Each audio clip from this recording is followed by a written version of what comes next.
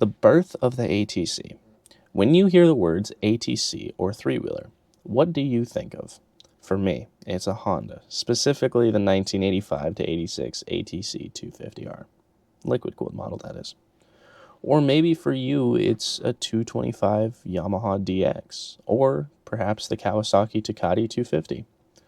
Those are usually the top three people think of: Honda, Yamaha, and Kawasaki, considering that those three pretty much led the entire power sports for a long time. Most people will tell you Honda started it all. But did they really? The motorized three-wheeler actually dates back much further than most people realize, all the way to 1885. It was invented by a German engineer named Carl Benz, who also credited with creating its first motorized automobile, and later in the future helped create Mercedes-Benz.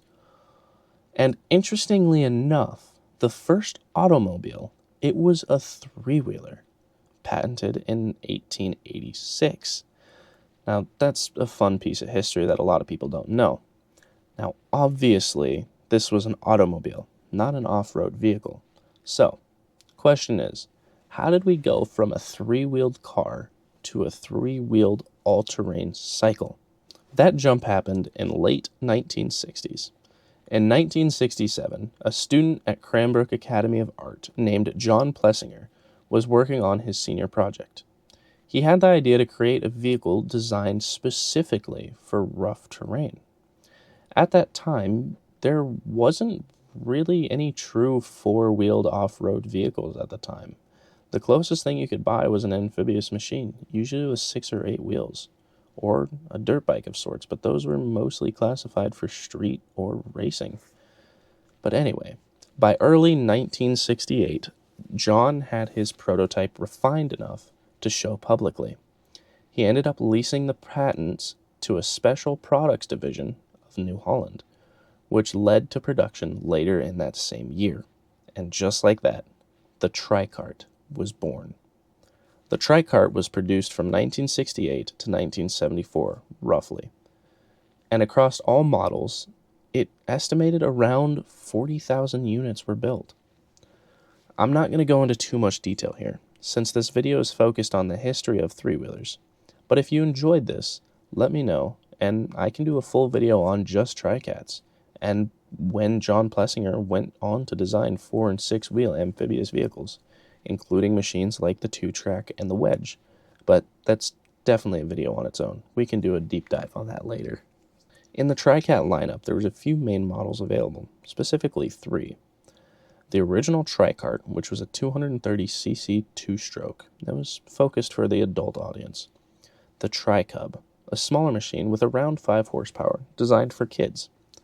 And the Mini Cub, an even smaller version intended for younger riders. Think of your Tri-Zinger or your ATC 70 as a Mini Cub, and then the 90 or the 110, 125s as the Tri-Cub.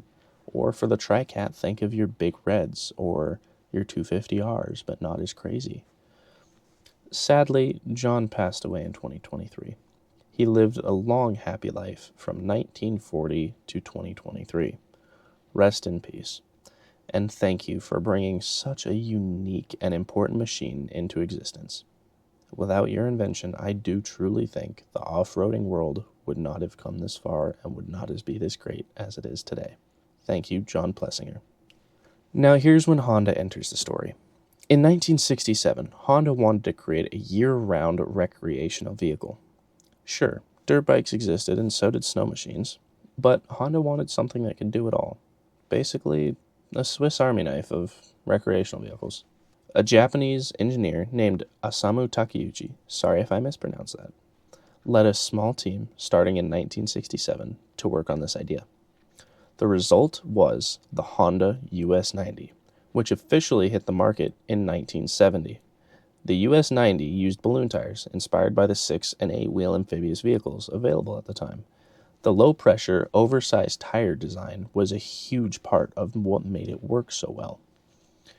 Now yes, the tricart came first, but the US90 was the first truly mass-produced three-wheeler, and I'm going to put emphasis on mass-produced. To put the numbers in perspective, the tricart production across all years and models was around 40,000 units, and for the Honda US90, production alone, just with the US90, was roughly 150,000 units. Now, these are just estimates. We do not have exact numbers.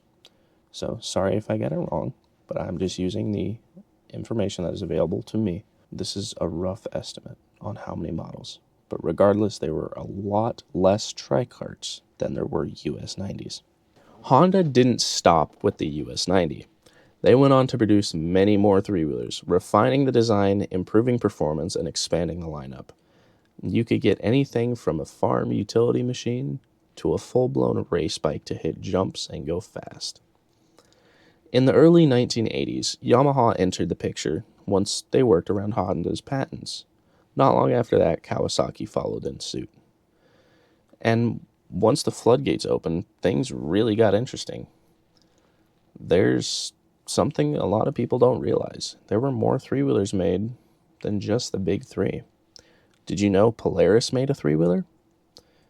A small brand based in Iowa put out roughly 1,000 three-wheelers, and it's called the Commuter. And KTM built a race-only three-wheeler. There's very few. I don't know the exact number, but I believe they're called Frank KTMs.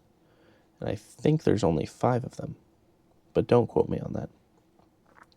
And there's also the Tiger, powered by Rotax, which is an absolute legend. Crazy that they have a rotary engine in them.